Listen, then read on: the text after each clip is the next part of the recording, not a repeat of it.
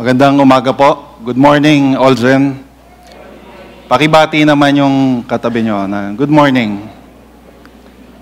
So malamig, umuulan, masarap matulog.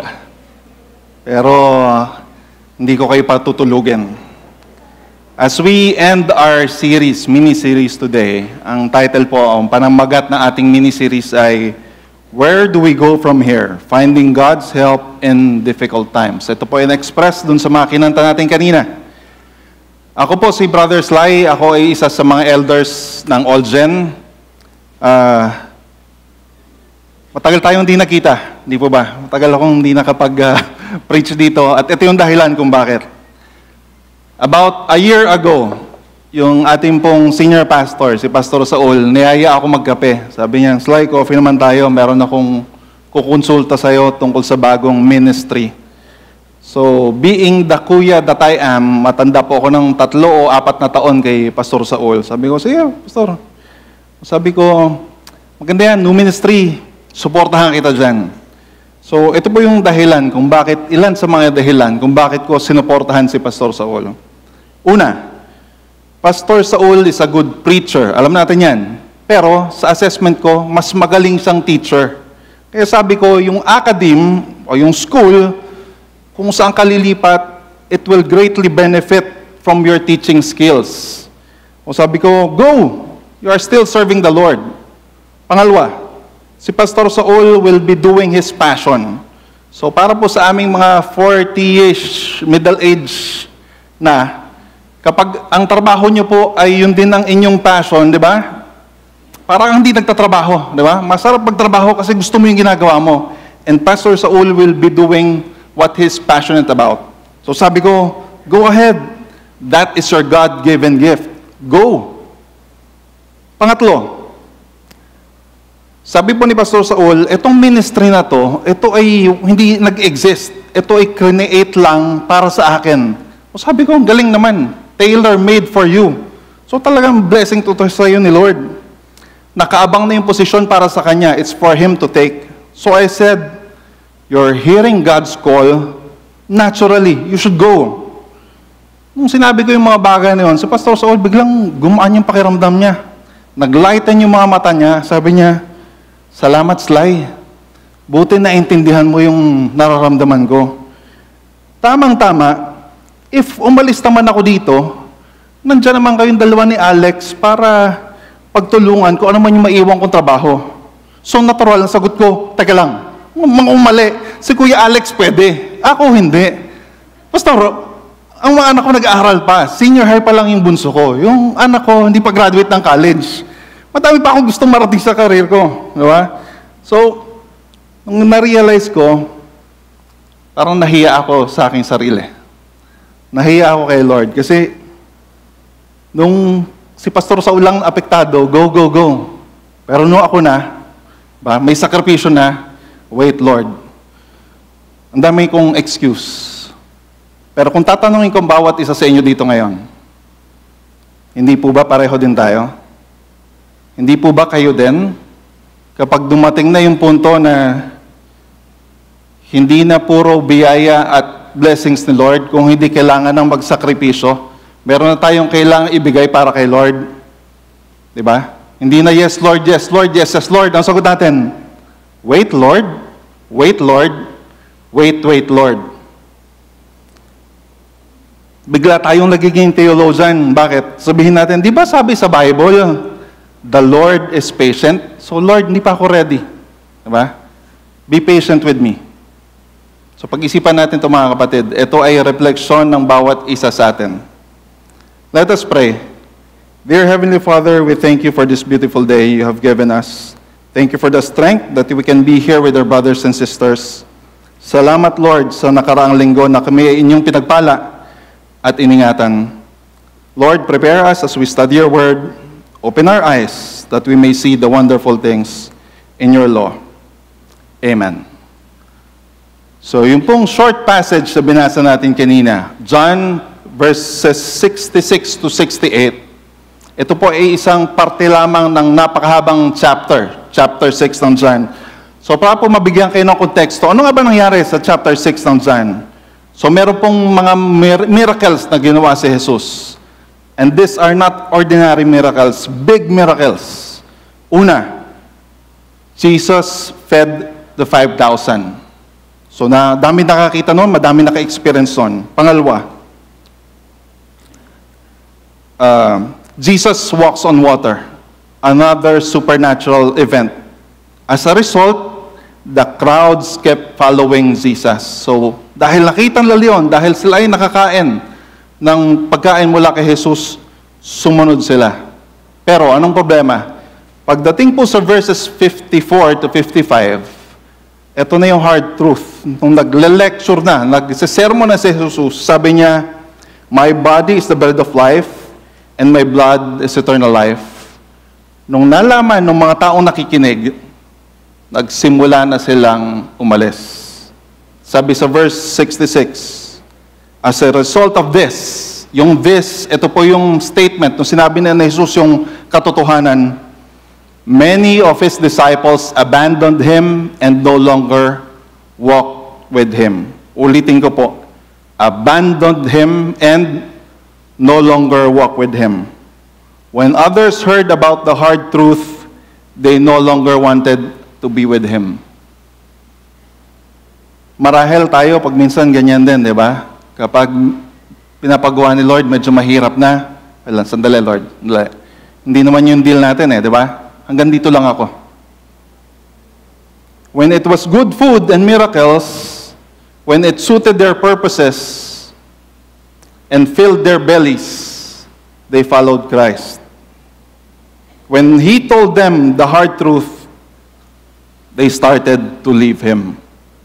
The question is, ang tanong, sila nga ba ay tunay na mga disipulo ni Jesus? Sabi po ng mga scholars, malamang hindi. Bakit? Yung pong phrase na many of disciples, particularly yung nakikita natin sa 66, marami of these disciples, does not refer to the original 12, but to many others who had followed Him and claimed to be His disciples at that point. Diba? Sabi natin kanina, libo-libo yung sumusunod dahil nakatikim ng pagkain mula kay Jesus, yung mga good things, kaya sumusunod kay Jesus. Pero, pag inanalyze daw po natin yung word na ginamit on disciples, it can mean sa Greek word, mathetes. Disciple simply means learner or pupil. Mangangaral, nag-aaral. But that's not necessarily designate a believer. So pwedeng kasama lang sila, doon lang sila sa crowd, pero hindi sila tunay na mananampalataya. Kung titingnan po natin, ilan po ba sila? 5,000 or more? O pakuntiin na lang natin, siguro 500. So out of 500, ilan yung totoong disipulo? 12. Si Judas pa yung isa. So 11 na lang. So kung magko-compute po tayo, tingnan natin, ilan po ba tayo dito sa Oljan ngayon? 300, 200, magbibilang na ako. 1, 2, joke lang. Hindi po tayo nandito para i-judge yung mga katabi natin. Diba? Wala po sa atin dito nakakasiguro kung yung katabi mo ngayon ay magkikita tayo sa langit o hindi. Pero kung tayo ay tunay na mananampalataya, kung tunay na tinanggap natin ang ating Diyos bilang Diyos na tagapagligtas at Panginoon, sigurado po tayo, magkikita-kita tayo doon. Balik po tayo sa ating study. Abandoned Him and no longer walked with Him. Ito po yung hard truth. And some people, para sa kanila, they can easily accept. Pag pinatanggap mo, para po doon sa mga nag-ii dito ngayon, diba? Balita ko, malapit na graduation nyo. Pag pinatanggap mo, gusto mo bang magkaroon ng buhay na walang hanggan? Readily, they will accept that. Pero hanggang doon na lang. Bakit? Kasi yung iba, pag tinanong mo, ikaw ba, will you believe that Jesus is Lord? Nagagawin mo siyang Lord ng buhay mo? Some people will say no. Hindi na. Hanggang doon na lang. Or, ito mas mabigat, confess their sins and repent. Magbago at talikuran ng kasalanan, no way. Diba? Ganda ng buhay ko Diba? Inyo na yung Jesus nyo. Inyo na yung Lord nyo na yan. Diba? And this is the hard truth. At ito po ay nakita din, nabasa din natin sa Bible. Saan in particular? This was clearly demonstrated by Jesus in His sermon about the parable of the soils. Naalala niyo po yon? We had a long series tungkol sa parable of the soils. Remember yung hard soil, merong rocky soil, merong soil na puno ng weeds. Diba? Kung titingnan po natin, kung examine natin yung puso ng bawat isa sa atin ngayon, kamusta po? How is your heart, brothers and sisters? Meron bang anger? Meron bang fear? Merong worry? May anxiety? May inggit? Is it envious? Or meron pang sympathy? Or empathy? Do we have a transformed and obedient heart? Or do we have a hardened heart? Ito po yung mga tanong na kailangan nating pagmuni-munihan, pagnilay-nilayan. Because when we choose to stay just as we are, when we are stubborn and do not grow, it is as if we abandon Jesus and choose not to walk with Him. Iba mabigat na katotohanan? Dahil hindi tayo sumusunod sa Diyos, dahil hindi tayo obedient, dahil matigas ang ulo natin, para na rin natin siyang iniwanan o tinakbuhan. So, walking with the Lord, what does it mean? What does walking with the Lord mean? Sabi po ni Billy Graham, eto simple lang. To walk means to place one foot in front of the other. Simple. And to go forward one step at a time. Diba? Hindi kailangan ng science for this. Babies, diba? Baby steps. Pero nag-walk. Sabi pa niya, if you stop doing this, you're no longer walking. Natural. Diba? Kung hindi ka na naglalakad, malamang ano ginagawa mo? You're standing still, nakatayo ka na lamang, or naglalakad ka pero patalikod, pabalik. Sabi niya, walking always implies movement, progress, and direction. Ulitin ko po yan. It implies movement, progress. Ibig sabihin, di ba, umuunlad, nagbabago, at may direction. Kung ito yung susundan mong path, kung sinusundan mo si Jesus, dire-diretso. That's from Reverend Billy Graham. Pero ano pong problema natin? Madalas, ang problema natin, we are weak, we forget who is our guide. Diba? Nalilimutan natin na ang Diyos ang ating guide, na siya lang ang dapat nating sundan at nakatutok at nakafocus tayo sa Kanya. Sometimes we stumble, we get diverted, we fall, we get weary, we stop moving forward. But that's one reason why the Spirit of God has been given to us, to those who trust Him. Mahirap, mga kapatid. Diba? Alam natin yan. Ang Christian life ay hindi madali. Kaya nga, sabi sa Galatians, we should walk by means of the Spirit. Magagawa lang natin ito sa pamamagitan ng Espiritu ni Jesus. Balikan ko po. Kung yung umalis at iniwan si Jesus ay hindi tunay, sino ang tunay na disciple? Again, can you please look at the person next to you? Kayo ba ay friends sa IG, sa Facebook? Yung bang mga mukha na yan, yan yung tunay na mukha o AI? Diba? Same ba? Same ba yung profile picture? Tunay. Diba? Tunay. Totoo. Genuine. A genuine disciple is someone who walks with the Lord. And this brings us to our first lesson. First life lesson. Becoming a disciple of Jesus requires that we make firm decisions. Paki-highlight po yung S. Firm decisions. Ibig sabihin, maraming beses natin itong gagawin. Hindi isang beses lamang. To continue following Jesus even if others will not. O sabi ko kanina, di ba? Hindi po tayo nakakasiguro sa mga katabi natin or kahit siguro sa akin dito o tumatayo dito ngayon. Di ba? Who knows? Diyos lang nakakaalam. Pero, when we practice doing this, when we consciously make decisions at pinipili natin palagi na sumunod kay Jesus, kahit na ang ibang kasama natin, pwedeng siguro kahit yung nagdala pa sa atin sa church, pero hindi na natin nakikita. Yan po ay mark o tanda ng isang tunay na disipulo ni Jesus. Next, sabi po sa 67, so Jesus said to the 12, nakalagay doon the 12 disciples. Ibig sabihin, di ba? Umalis na yung napakarami, umalis na yung crowd, sino naiwan? Yung 12. Ito yung sana genuine o tunay na disciples. Pero nga, di ba, at that time, hindi pa naman natin alam na si Judas ay maghuhudas. So ang tanong ni Jesus, napakaganda. You do not want to leave too, do you? Kayo ba, iwan nyo din ako? Ganun kasimple.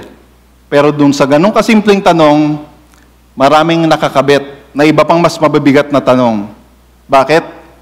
Kasi when Jesus was asking the 12 this, ito din ang tinatanong niya, are you staying with me? You will get hurt. You will be persecuted.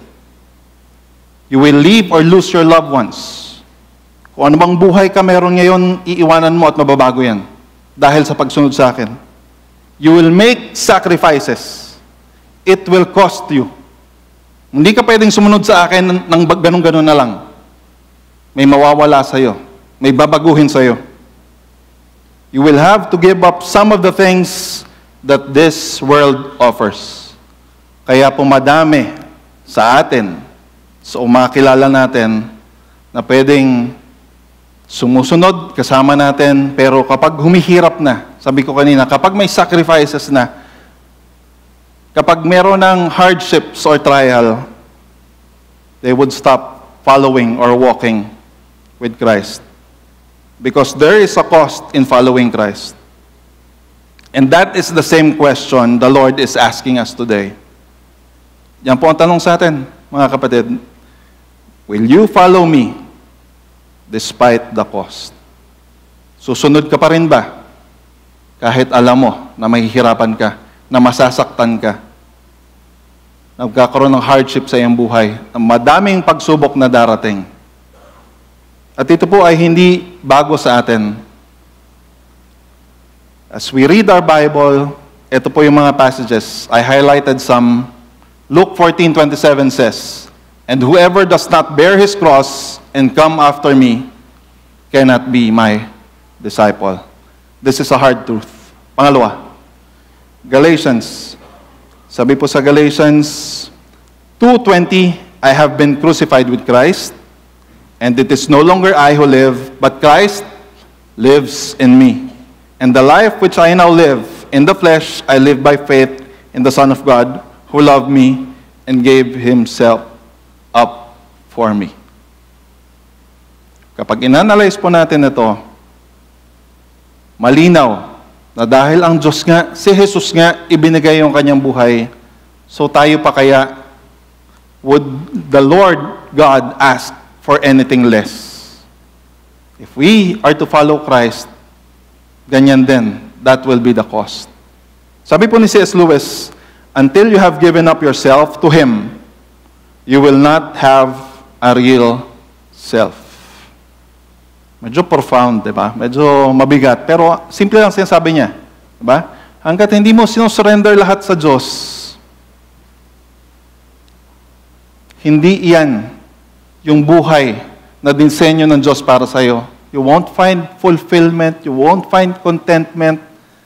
Di ba? Kulang at kulang pa rin. Bakit? Dahil nakaprogram po tayo to give glory to God. And we can only do that when we trust and obey Him wholeheartedly. Sa Old Testament, balik po tayo ng konti, meron pong binigay na example doon ng tao na foolishly thought he can run away or hide from the Lord. Naalala niyo ba kung sino yon? Narinig ko yung sagot dito. The prophet Jonah. Di ba? Jonah nang inutusan, di ba? Punta ka dito, anong ginawa? Tumakbo sa opposite side. Di ba? Walking with God means following His ways no matter what the cost. It means doing things that would cause the world to hate you. The world will hate you. Pero pag inanalyze natin, totoo nga ba? Would the world hate me because I am a follower of Christ? Siguro, hindi para sa lahat ng mananampalataya mararanasan yung hate. Pero, there would be hardships. Madalas, siguro you would be the odd person out of the group. Ano examples? These are the small cost, tingin ko, small, of following Christ. Para sa mga boys, di ba? You don't join the boys after office, kung saan man sila pumupunta. Para po sa mag-boyfriend at girlfriend dito, di ba? You do not engage in premarital sex unlike your friends do. Ito, medyo mabigat. You pay proper taxes. You honor God with your tithes and offering. Kuya Sly, ang bigat naman yan. May VAT ka na 12%, nagmamahal pa yung gas, nagmamahal yung bilihin, tapos may tithes and offering pa? That's the cost. Why? Kasi alam po natin, di ba? Para sa mga nag-Gen X dito, napag-aralan natin to, di ba? We honor God even with our finances. Hindi lamang sa pag-attend ng church, hindi lamang sa pag-pray, hindi lamang sa pagsasalita, pagbabasa ng Biblia, hindi lamang sa pag-attend ng life group o pagsaserve dito, even our finances. We honor Him with our finances. So kung tayo ay faithful in giving our tithes and our offering, part po ito ng ating obedience sa Panginoon. Ano pa? Mga bisyo. Hindi ka nagsusmoke, hindi ka nagve-vape. Ito medyo mabigat. You love your neighbor. Or, you love your enemy. Meron ba tayong enemies? Pag ina-analyze ko, meron ba tayong enemies? Parang hindi ko ma-imagine na tayo ay Kristiyano, tapos meron tayong enemies. Pero tingin ko meron. Bakit? Tingnan natin. Papagaanin ko ng konti. Hindi siguro enemies. Pero, you show love to your unreasonable boss. Kung si boss ay medyo slave driver, di ba? Yes, boss pa rin. Or, you show mercy and patience to your employee who is petiks, di ba? Nabait ka pa rin kahit na empleyado mo, di ba? Petik sa trabaho, patulog-tulog. Or, ito, you exercise self-control in dealing with your hot-tempered husband. O, sino nakaka-relate ng mga misis, di ba? Kapag yung mga asawa nyo, mga mister ay palaging galit, di ba? Ang default, galit. Pero, di ba, you still honor him, ibang klase yun, di ba? There's a cost. Nabawi naman ako. Para naman dun sa mga husband who extend patience to your loud and nagging wife. Mamaya away ito pag-uwi. Di ba? Gantihan. Pero bakit? We show patience kasi the Lord is patient with us. Kung anong karakter na meron si Jesus, ganun din tayo. Di ba? Pinag-aaralan natin. Hindi ito natututunan overnight. Di po ba? Para po dun sa mga matagal ng married dito. Diba, Pastor Joey? Di ba? Adjustment siya. Mahirap. Pero we do this. Why? Because we love the Lord. Ito yung example na hinihingi niya sa atin. Ano pa? Sa mga bata, you're still polite when talking to your classmate, co-worker or friend, pero itong taong ito, siya yung nagsaspread ng rumor behind your back. Diba? Backstabber. Chinichismis ka na, wala ka namang ginagawa. Diba? And the list goes on. Ito yung mga cost. Ito yung mga, hindi pa nga ganun kabigat, pero pag pinagsama-sama mo siya, diba? Masakit, mabigat, mahirap. Pero dahil tayo ay tagasunod, mga disipulo ni Jesus, we endure these things. We follow Him despite the cost, despite the circumstances. Let us not make the mistake in thinking that just because we are disciples of Christ, we are shielded or exempted from trials. Napaka-importante po nito mga kapatid. Baka kasi nagkakamali tayo o nakakalimot tayo. Diba? Ang Diyos pag tumingin, pantay-pantay. So kahit tayo ay tagasunod o mananampalataya, makakaranas pa rin tayo ng mga pagsubok. And this is clear. When we read James chapter 1 verses 2 to 4, ano po yung sabi dito? Verse 2, Dear brothers, is your life full of difficulties and temptation? Totoo, diba? This is true for us. Then, ang sabi ni James, be happy. For when the way is rough, your patience has a chance to grow. So let it grow, and don't try to squirm out of your problems. For when your patience is finally in full bloom, then you will be ready for anything, strong in character, full, and complete. Meron po akong papakita sa inyong pictures dito. Ayan. I have to look this way. Yan, sa kaliwa. Yung sa kaliwa, di ba? Maliwanag, kita lahat. Dun sa kanan, madilim. So, pag inanalyze po natin, alin ba yung sa tingin nyo, mas may impact na photo? Sige po, survey. Survey. Alin yung mas may impact? Tama ba yung nasa kanan? Bakit? Kasi yung nasa kaliwa, everything is bright, pero nadidistract tayo dun sa background. Mga things na hindi naman importante o necessary dun sa photo. Pero dun sa madilim, di ba? At may tinatamaan lang ng ilaw, kitang-kita nyo, alam nyo kaagad, ano ba yung subject? Ano ba yung gustong ipakita sa photograph na to? When you are not distracted by the messy background, or when your life is not distracted by the messy things that is happening around you, ganun din. Makikita natin kung saan tayo nililili ng Diyos. It makes us stop, reflect, and concentrate on the only source of light. Mas na-highlight po dun sa picture sa kanan, yung ilaw kung saan siya nanggagaling. At ganun din ang Diyos sa atin. Kapag tayo po ay dumadaan sa pagsubok, sa problema at napakabigat na trial sa buhay, when everything seems dark, ang Diyos lang ang makikita nating liwanag. At yun yung gusto niya. So that we don't depend on anyone else, even ourselves. We appreciate more who gives us light and direction to light our path. We come to Jesus because He is our only hope. And this brings us to our life lesson number 2. Sabi dito, becoming a disciple of Jesus requires that we understand that hardships, pakipalitan po yan, dapat that hardships and trials will come. Kung tayo ay mananampalataya, dapat ready po tayo dito. Hindi po ako nananakot, nagsasabi lang ng totoo. Sino ba naman sa atin ang nagwe-welcome? Sige, yung problems, trials, lapit ka pa. Diba? Wala naman, kung maari nga, diba? Gusto nga natin mas magaang buhay, stress-free life. Pero hindi po ganun eh. Hindi ganun ang katotohanan. And that is the hard truth. Hardships and trials will come. Pero parte po ito ng ating paglago bilang Kristiyano. Ulitin ko, hindi dahil tayo ay mananampalataya na, ay wala na tayong dadaan ng pagsubok. If we cannot accept this truth, it is difficult for us to embrace reality. Then we have a serious problem with our theology. Ang theology, literal, pag i-translate po natin, theology means study of God. Literal.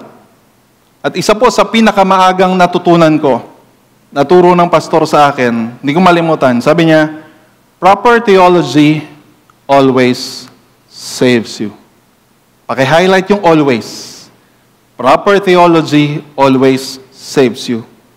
Kaya nga po importante na tayo ay nag-aaral ng salita ng Diyos para malaman, maunawaan, maisapuso ang katotohanan, lalo na yung mga katotohanang mahirap tanggapin dahil nga mahirap. Panghuli. Verse 68, Simon Peter answered, Lord, to whom shall we go? You alone have the words of eternal life. You are our only hope. Tanong ni Peter, Lord, to whom shall we go? Kung titingnan po natin, Peter got the message. If we do not follow the Lord, if we run away from Him, we go to somebody else. Peter asked, to whom? Yung whom, pag sinabi natin whom, di ba? Ibig sabihin, ano yan? Bagay, tao, di ba? Pag whom. So sabi ni Peter, it means this is a person. And this is what we usually do. Madalas, ganito yung nangyayari sa atin. When we turn away and walk away from the Lord, who do we turn to? Sarili natin. We turn to ourselves. Kung papansinin po natin sa Bible, napakadaming warnings, paalala, patungkol sa fame, power, fortune, or success in this world. Although hindi po sila masama by themselves, di ba? Hindi naman masama na ikaw ay magkaposisyon, magkapera, yumaman, magkaroon ng magandang buhay. Hindi. Pero, ito pong mga bagay na ito, it can easily distract us. And the devil or Satan can easily use it para po tayo ay mawala ng focus sa Diyos. Because fame, power, fortune, and success goes into our heads. We begin to think, siguro naisip natin, siguro nga, deserve ko to. I'm that good. And forget that everything we have comes from the Lord.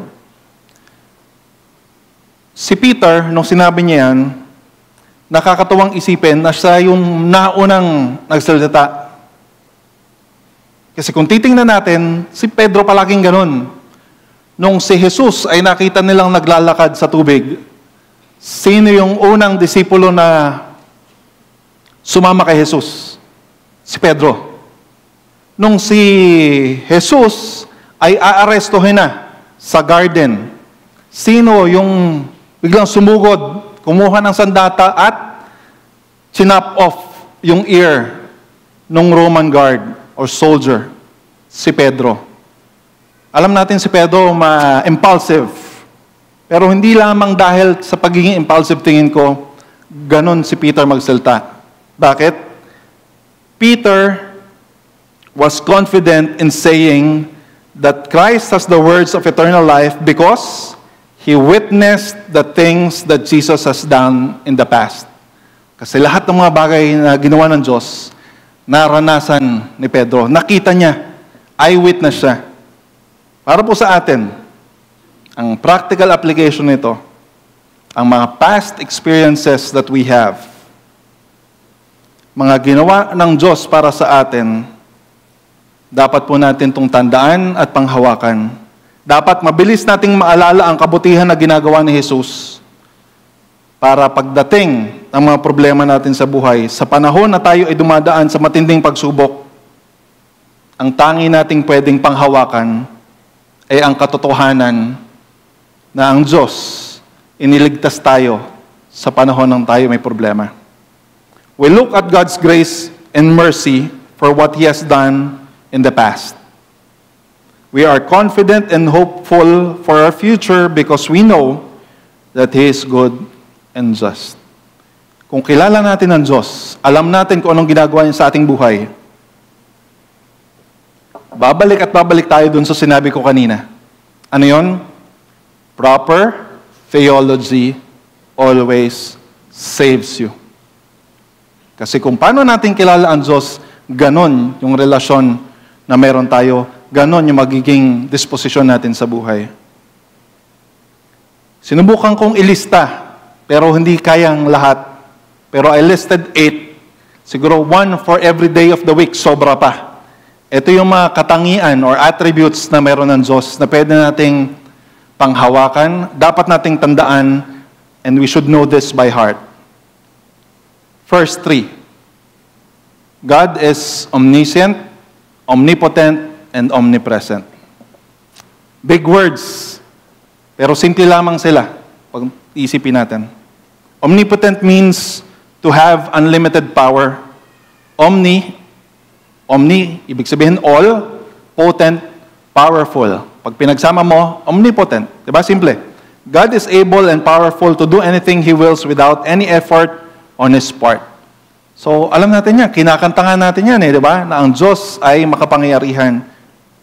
Sabi po ni John MacArthur, He can do anything according to His infinite ability. But, nakaread yung but, pero, will do only those things that are consistent with Himself. Ibig sabihin, hindi siya pwedeng gumawa ng hindi nalalabag sa pagiging Diyos niya. Ano yung mga bagay na yon? That's why He cannot lie, He cannot tolerate sin, or save impenitent sinners. So kung tayo ay matigas talaga ang ulo at tinalikuran na natin ang Diyos at kinalimutan na natin siya, diba? At ang totoo pala, hindi pala natin siya tinanggap bilang ating Diyos at tagapagligtas. Alam natin kung saan tutungo itong taong ito. And that is omnipotence. Next, omniscient. Tingin ka nga sa katabi mo with your eyes closed. Pakispell nga ang omniscient. Omniscient. Ibig sabihin, He knows everything. Diba? Napakagandang malaman na walang sikreto kay Lord. Sino ang takot sa Lord na omniscient? Yung mga tao na gumagawa ng masama at makasalanan. Diba? Kasi kapag may ginagawa tayong mali, anong tendency? Magtatago tayo kay Lord. Iiwas tayo kay Lord. Bakit? Kasi alam natin na may mali tayong ginagawa. Parang bata, di ba? Kapag may bata na alam mong may ginawang mali, kapag narinig na yung boses ng magulang, anong ginagawa? Tatago na, di ba? Parang ganun din. Hindi tayo malayo sa ating mga magulang. Nung si Adam at si Eve nagkasala, anong ginawa? Nagtago din, di ba? So sabi dito, because God is all-knowing, we can trust that He knows everything. Ano maganda doon? Because when He knows everything, He knows what we're going through. Alam niya kung ano yung pinagdadaanan natin. Diba? Hindi siya isang Diyos na iniwan na lang tayo, bahala kayo sa buhay nyo. Diba? Alam niya, bawat pangyayari, significant things na nangyayari sa buhay mo, maganda o masama, alam ng Diyos lahat yan. And when we know this, hindi ba mas magaan? Kasi pag alam natin itong katotohanan to, it makes easier, it makes us trust Him more because it is easier for us to trust Him knowing that the Lord knows what goes on with our lives. Yung serious, pinakamabigat, pinakamatindi, or even simple things. The silly and the mundane. Mga ordinaryong bagay lamang alam lahat ng Diyos. Pangatlo, God's omnipresence. Yung pong omnipresence, ibig lang sabihin, He is always there. Diba? Hindi tayo iiwan, hindi tayo pababayaan. At ito po ay na-capture ng Psalm 139. And let me read it to you. Where can I go from your spirit? Where can I flee from your presence? If I ascend to heaven, you are there. If I make my bed in Sheol, behold, you are there. If I take the wings of the dawn, if I dwell in the remotest part of the sea, even there, your hand will lead me, and your right hand will lay hold of me. Di ba napaka-comforting? Baka minsan kasi nakakalimot tayo. Dahil nga tayo ay distracted, dahil tayo ay busy, dahil tayo ay overwhelmed ng ating mga problema sa buhay. Parang kinalimutan na yata ako ng Diyos. Parang wala yata ang Diyos. Parang hindi ko nararamdaman ang pagmamahal ng Diyos. Parang hindi ko nararamdaman ang proteksyon ng Diyos. Don't make that mistake, brothers and sisters. Ang Diyos ay all-powerful, all-knowing, and always present. Ano pa? Next. Ito, again, para dun sa mga nag-iii, di ba? Kasama to sa inaaral natin. God is good and just. Ang Diyos ay mabuti. Pero, di ba? Ayaw niya ng kasalanan. Galit siya sa kasalanan. Sabi po sa Psalm 34 verse 8, Oh, taste and see that the Lord is good. Nung sinabi po ito nung nagsulat ng Psalms, He is inviting us not just to believe that God is good, but to experience God's goodness. Pag naaalala ko itong mga gantong taste, isa lang core memory ang pumapasok sa isip ko. Kung anak kong panganay nandito, si Asher, nagbiyahe kami minsan, kumakain kami sa isang food court sa subway station. Habang kumakain kaming tatlo, ako, si Macy, si Elaine, si Asher, mabilis kumain, umikot-ikot na doon sa loob ng food court. Kasi sa loob ng food court, ang daming free taste. Parang meron dito, di ba? Pag sa mall ka, sa grocery, di ba? Mga free taste, pag sa Landers o sa SNR, yung mga produkto na pinapatikim talaga. Di ba? So si Asher, enjoy na enjoy, pabalik-balik, nakailang ulit. Tapos in-invite pa kami, Tata, you should go there. Ang sarap ng cheesecake. So nung tapos na kaming kumain, natural, masarap daw eh. Punta kami. So ako kumuha, si Macy kumuha, si Elaine kumuha. Ngayon, nung si Asher na kukuha, sabi nung nagbibigay, no. Kasi nakailang ulit na siya pabalik-balik. Ano yung sasabi ko dito mga kapatid? Hindi sapat na marinig mo lang, na may magsabi lang sa'yo, oy, masarap yung cheesecake. You have to taste it. It's the same way with this psalm. Sinasabi nung sumulat nito, sabi nung psalmist, taste and see that the Lord is good. So kailangan bawat isa sa atin maranasan natin ang kabutihan ng Diyos. Paano? Every day. Moment by moment, we have to submit to the Lord. We have to know Him intentionally, purposely. We pray, we do our quiet time, we read the Bible, the basic things that we are to do. Why? Dahil utos ng Diyos? No. Because we love the Lord. Kaya natin ito gagawin. Kaya natin siya gusto mas makilala. As with God's other perfect attributes, Christians find it easier to affirm the goodness of God when things are going well. Totoo naman, di po ba? Kapag ang buhay mo ay ayos, everything is okay, naka-autopilot ka, di ba? Pwede natin sabihin, ang daling sabihin, the Lord is good, God is good all the time. Pero, kapag dumating na yung problema, when life takes a nosedive, it is when we begin to question God's goodness for us. Doon natin natetest yung ating mga sarili. Or doon tayo tinetest siguro ng Lord. Diba? Sabi ko kanina, yes Lord, yes Lord, yes, yes Lord. Pero nung mahirap na, nung may sakripisyo na, kaya pa ba nating sabihin that the Lord is good? Hindi ko po alam ang dinadanas ng bawat isa sa inyo ngayon, diba? Perhaps some of you are ill, merong may sakit. Some of you are financially struggling. Wala pang-enroll, hindi makagraduate, naghahanap ng trabaho, ang tagal nag-iintay ng promotion at nababypass palagi, nalugi ang negosyo. Hindi ko po alam. Pero ito ang alam ko, that the Lord is good. Na walang problema dito sa mundo na hindi niya alam. Na walang sakit na inyong nararanasan na hindi niya nararamdaman. Diba? Because that is the God that we have. Pangalawa, sabi dito, the writer notes that the psalmist affirms his experience of God's goodness from place of suffering. So nung sinabi ito, yung nagsasalita nito, hindi po surprising, dumadanas po ng pagsubok. Pero ang sabi dito, sa verse 19, pag bumaba kayo sa verse 19, ito yung sabi, many are the afflictions of the righteous, pero sa dulo, in verse 22, but Yahweh delivers him out of them all. None of those who take refuge in him will be condemned.